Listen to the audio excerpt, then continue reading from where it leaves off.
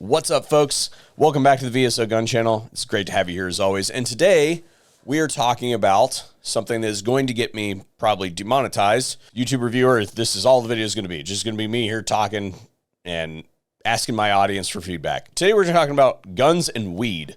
And I think this issue has the potential to be bigger than it seems on its face. Because if you are intellectually honest and you think of your typical weed supporter, your stereotypical weed issue person, single issue voter, you think typically leans left. If you do the same thing with your single issue voter gun supporter, usually they lean pretty right. And I don't know if that's actually going to be backwards on the screen, but if it is, then I'll flip it for you. Anyway, what we're talking about today is a case out of the state of Pennsylvania through the Second Amendment Foundation, which is Adam Kraut's organization, Greene versus Garland, which is freaking hilarious. That's after today's sponsor.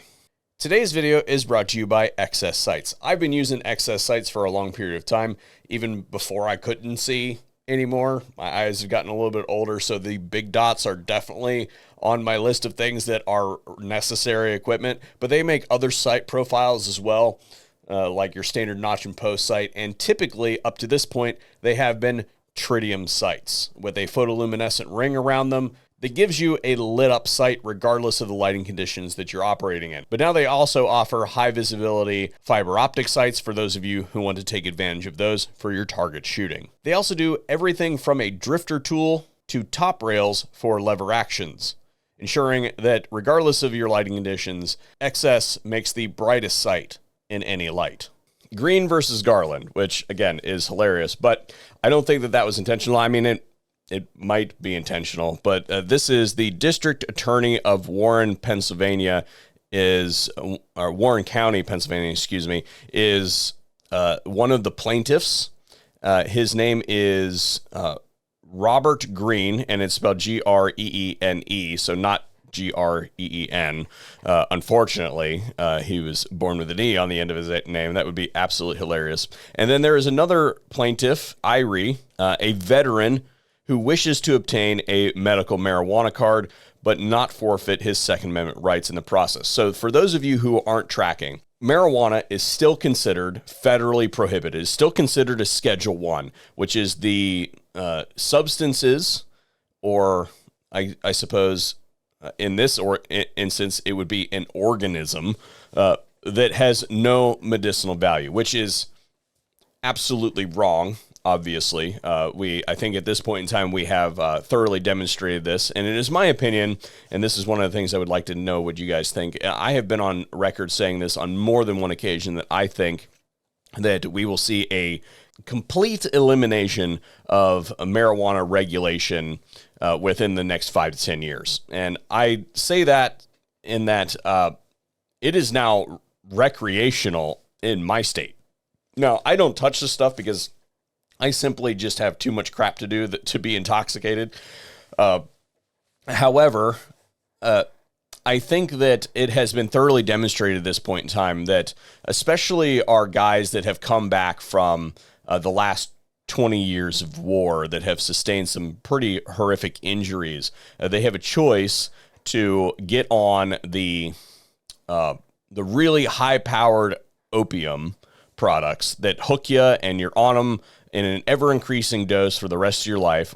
If you quit cold turkey, you will literally die, or you could accidentally stand next to a plant while it's on fire.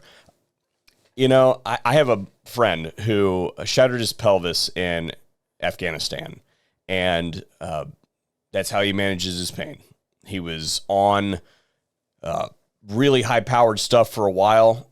He weaned himself off, and you know, that's how he does it now. It is my belief that to force people into that funnel with the threat of it being illegal, even if it is legal in your locale, it is still federally prohibited, and you become a second-class citizen unable to exercise all of your rights simply because of some outdated terminology that was all politically motivated, if you've tracked the history back for it. The whole concept is wrong. We don't take people's guns away because they're addicted to nicotine, even though there's no medicinal reason to be on nicotine. We don't take people's guns away because they drink alcohol. There's no medicinal benefit to drinking alcohol.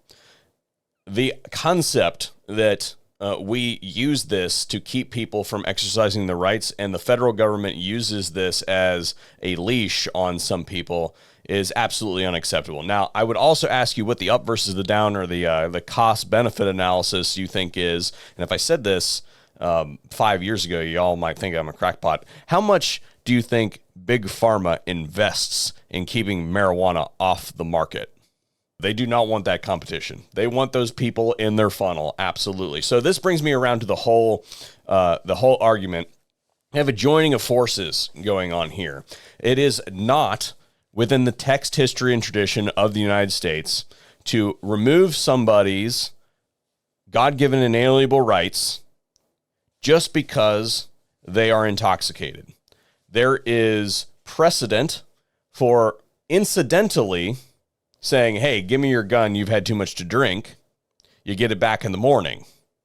There is not years of prohibition federally or any additional federal crimes tacked on top of it in the text, history, tradition of the United States just because somebody was using a substance that somebody else doesn't like. Personally speaking, I don't think that anybody anywhere should have any bearing on what substances you choose to put into your body. I think the only real substantive argument that you could make is maybe your spouse, because they have to deal with you.